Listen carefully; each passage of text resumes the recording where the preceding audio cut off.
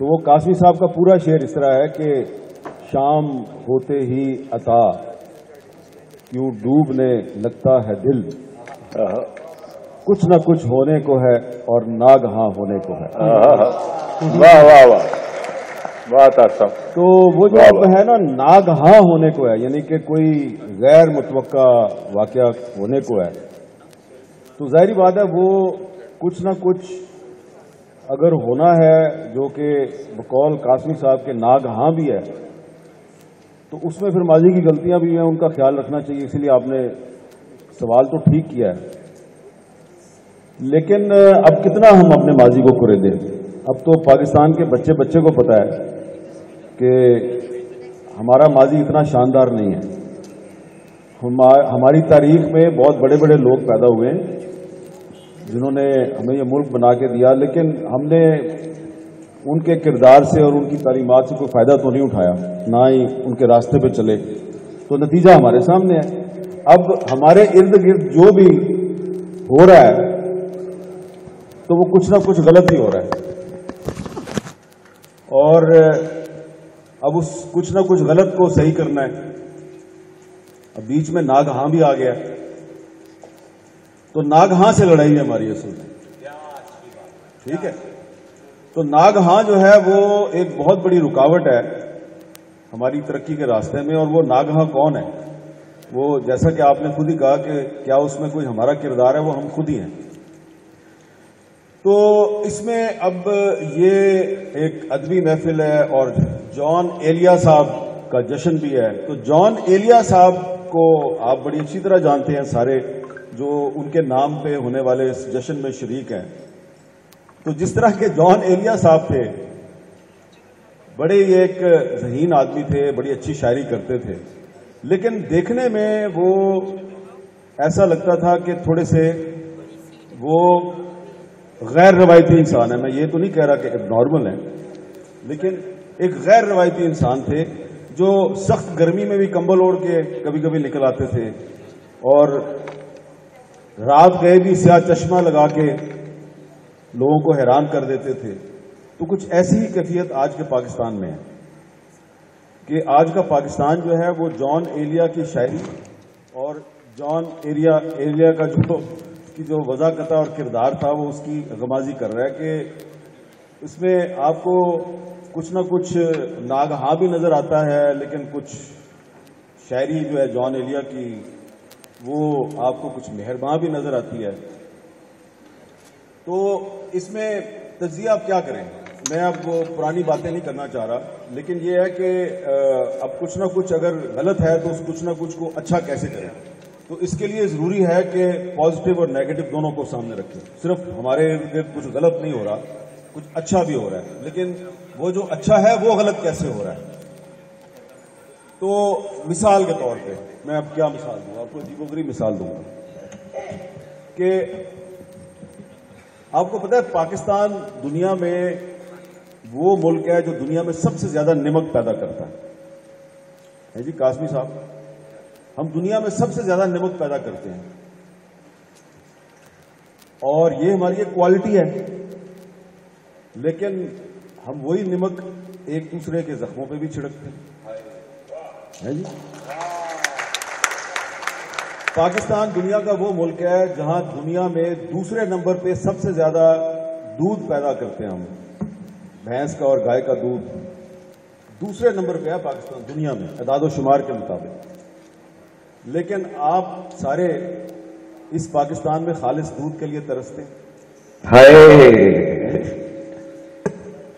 اچھا، پاکستان دنیا کا وہ ملک ہے جہاں بہت سی چیزیں پیدا ہوتی ہیں، لیکن آپ دوسرے نمبر پہ ہیں جو سب سے زیادہ چنے پیدا کرتا ہے۔ چنے کی پیداوار میں پاکستان پوری دنیا میں دوسرے نمبر پہ ہے، لیکن ہم ایک دوسرے کو ناکو چنے چبوا رہے ہوتے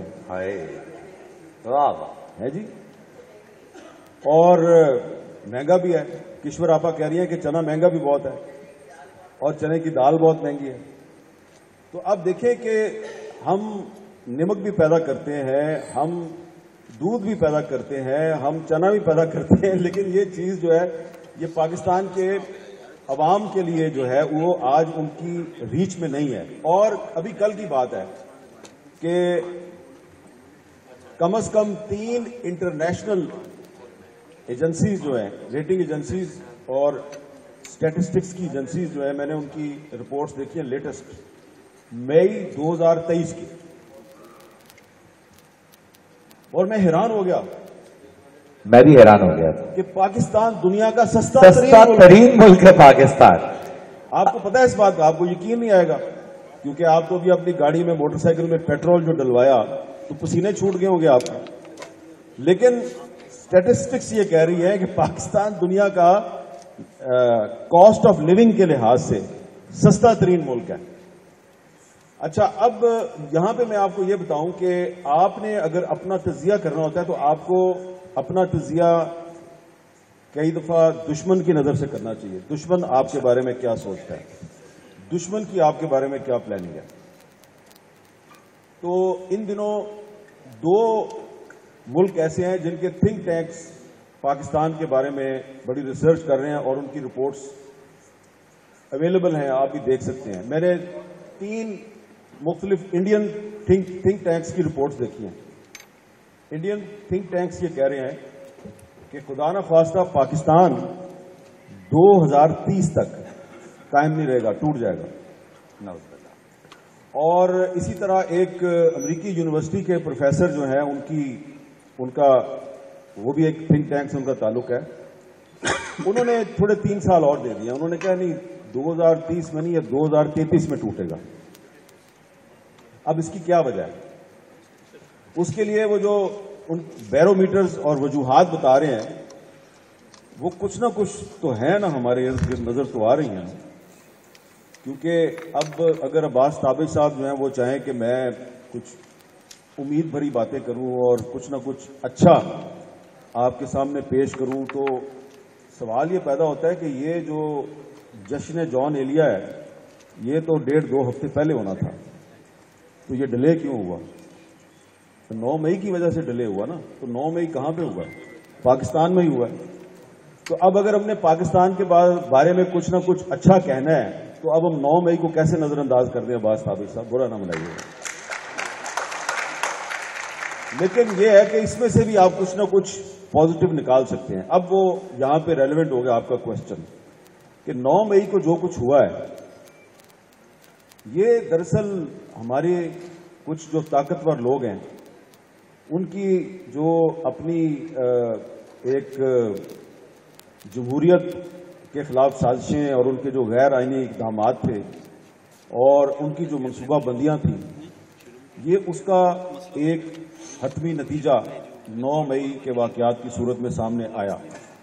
لیکن اب بدقسمتی یہ ہے کہ آپ 9 مئی کے واقعات کی ذمہ داری جو ہے وہ صرف ایک سیاسی مکتبہ فکر پہ ڈالے جا رہے ہیں, اور انہی کے لوگ جو ہیں وہ روز ٹی وی پہ آ کے اعلان کر رہے ہیں جی کہ ہم سیاست سے علیحدگی کا اعلان کرتے ہیں, اور جن کو سیاست سے علیحدگی کا اعلان کرنے کی ضرورت ہے ان کی طرف سے ابھی تک اعلان سامنے نہیں آیا.